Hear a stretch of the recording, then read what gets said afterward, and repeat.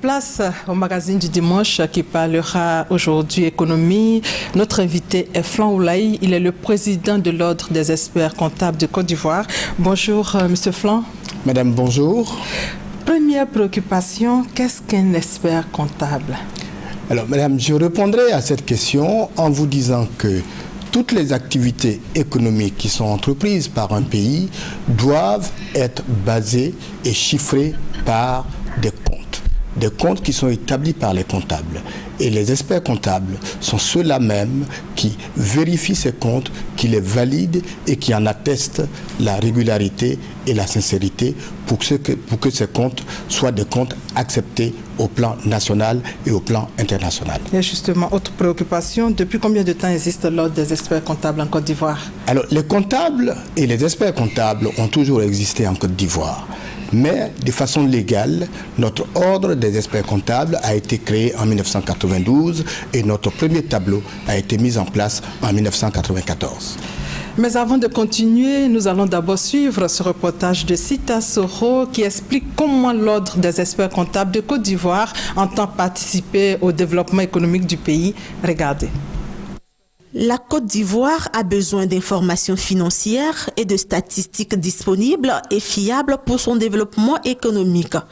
Ces mots sont de l'Ordre des experts comptables de Côte d'Ivoire qui ambitionne apporter sa pierre à l'édifice. Ce développement, selon lui, passe par la fiabilisation de l'information financière et l'application des dispositifs de bonne gouvernance instaurés par le gouvernement. Toujours selon l'ordre, l'information financière doit également être accessible à tout citoyen. Et cela, de la simple ménagère à la grande société de production ou de distribution, en passant par le paysan, l'entrepreneur, l'homme d'affaires et la PME.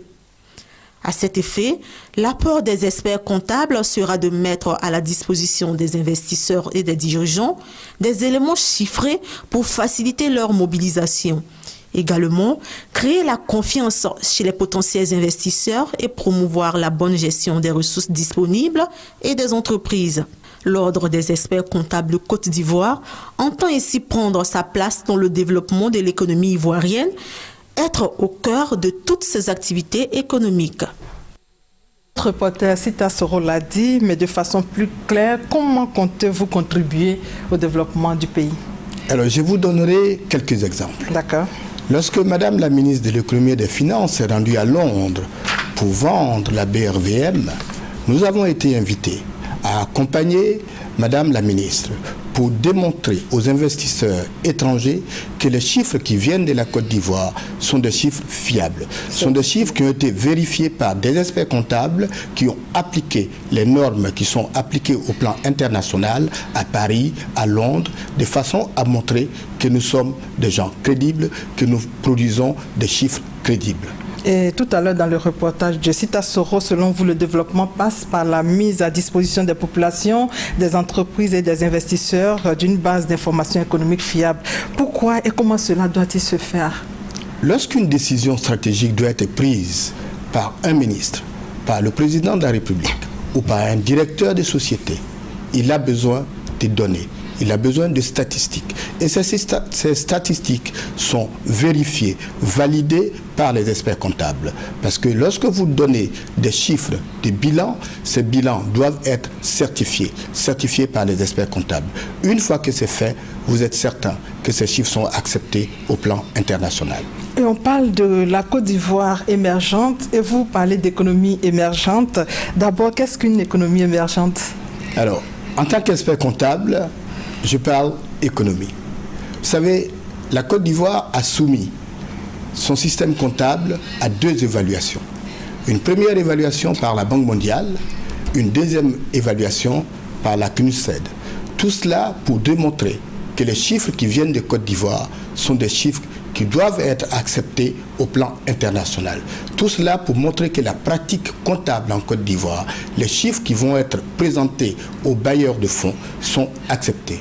Voilà pourquoi nous parlons effectivement d'économie émergente qui soit basée sur ces chiffres fiables. Est-ce que ce n'est pas parce que vous voulez coller à l'actualité que la Côte d'Ivoire émergente? Absolument pas du tout. Notre rôle de toujours a été celui de faire en sorte que les chiffres soient fiables. Voyez-vous, le CISCOA vient d'être révisé. Le CISCOA a été révisé pour que les chiffres de notre zone économique soient des chiffres comparables.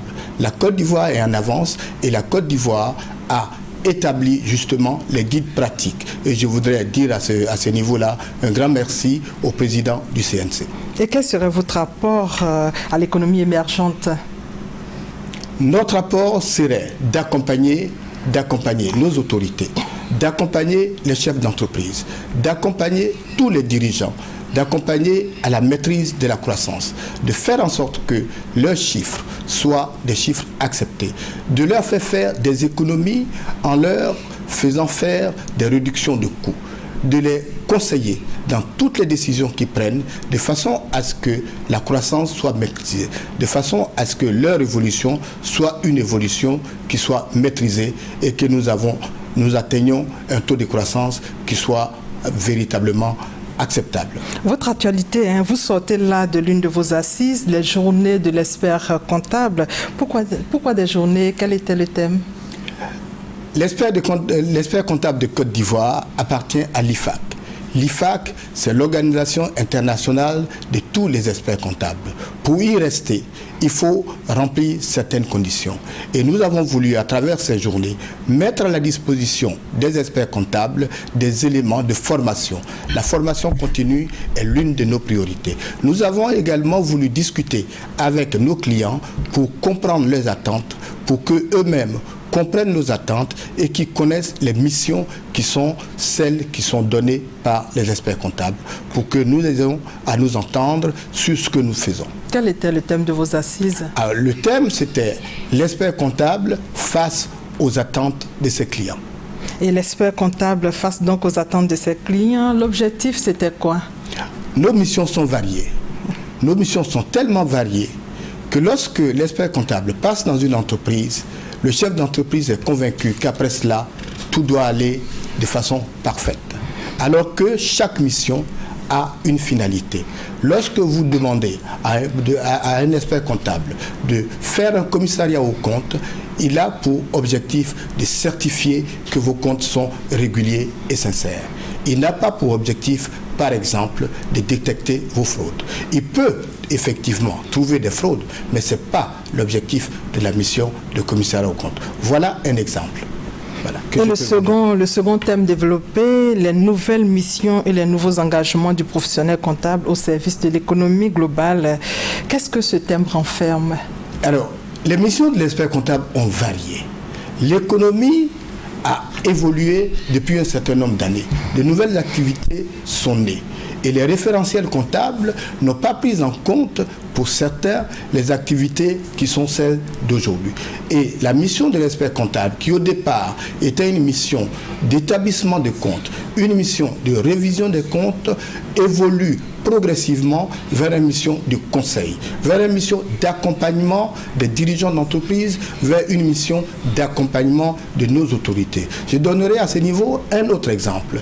Lorsque le ministère du Budget a pris des dispositions pour mettre à la disposition des entreprises les instruments de la bonne gouvernance, l'expert comptable est avec le ministère du Budget pour justement faire en sorte que les instructions soient appliquées et décider de la façon d'appliquer ces instructions de façon acceptable par tous. Quel bilan dressez-vous aujourd'hui après vos activités? Nous avons été satisfaits. Satisfaits de la présence massive des étudiants, de la présence massive de nos clients, de la présence également des experts comptables à qui je dis merci. Mais nous avons été encore d'autant plus satisfaits que Madame la ministre de l'économie et des finances est venue elle-même nous aider, nous accompagner et nous encourager. Et nous sommes prêts à accompagner l'État, nous sommes prêts à accompagner les clients, nous sommes prêts à accompagner les étudiants pour leur donner l'envie de devenir des experts comptables, ceux qui demain vont évaluer les chiffres de la Côte d'Ivoire. Merci M. Flan Oulaï d'être venu sur notre plateau. Je rappelle que vous êtes le président de l'Ordre des experts comptables de Côte d'Ivoire et comme on parle sans cesse d'une Côte d'Ivoire émergente, on a cherché chercher à comprendre ce que l'Ordre des experts comptables peut apporter à cette dynamique. L'émergence de la Côte d'Ivoire à l'horizon 2020 veut cher au cœur du chef de l'État. Merci pour votre contribution. Merci, madame. Disons pour terminer que demain, c'est la rentrée des classes en Côte d'Ivoire. Bonne rentrée scolaire à tous et merci de votre fidélité.